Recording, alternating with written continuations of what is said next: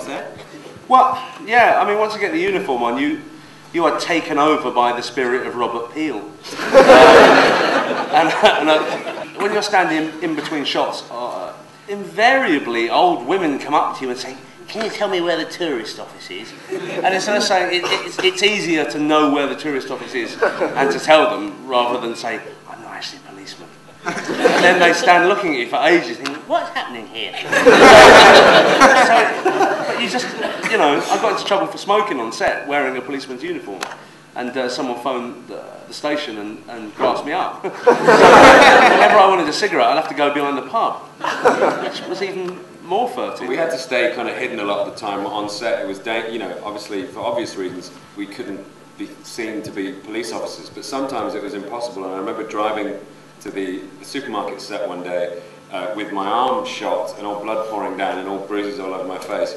And a truck pulled up next to me, and the guy sort of looked down into the thing, and I just saw him go, "Fuck!" I thought there was a winged police officer in an unmarked car. It's great. I mean, that's what I'm saying when you're going down to set.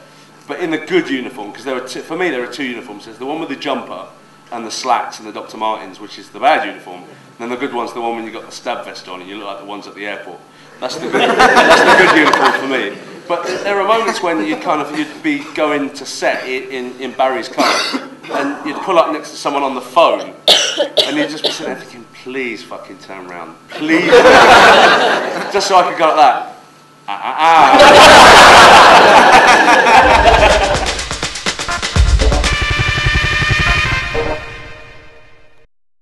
T-1000. I was channeling Robert Patrick every second of that film, just trying to be, particularly my run, which you'll notice had very straight hands. Very straight hands and a very serious face.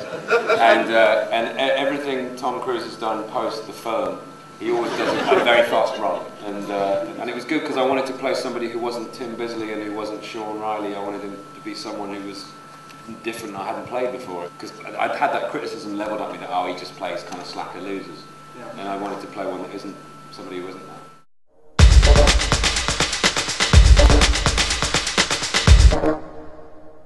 What we were really sort of kind of paying tribute to was the, you know, the kind of action films of the sort of 80s and 90s of the, you know, Joel Silver, Jerry Bruckheimer mould, really. I think we have a thing that we refer to as the curse of Spaced, which is that a lot of people assume that we're making references that we're not sometimes because we've done that so much, when sometimes we're just trying to have an original idea. I thought the curse of Spaced was the 40 people that died when we were making it. Yeah, that's a different story. I'm not supposed to talk about it.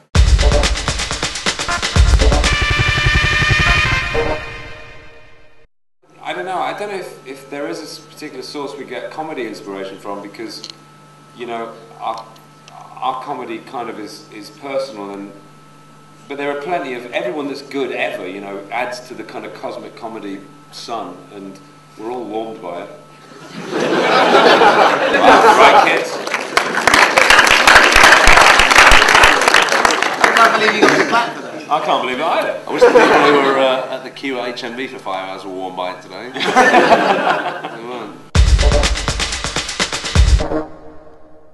I'm sure you'll agree with me that it's been a fabulous evening, great film, 3 terrific guests, the director Edgar Wright, and the stars Nick Frost and Simon Pegg.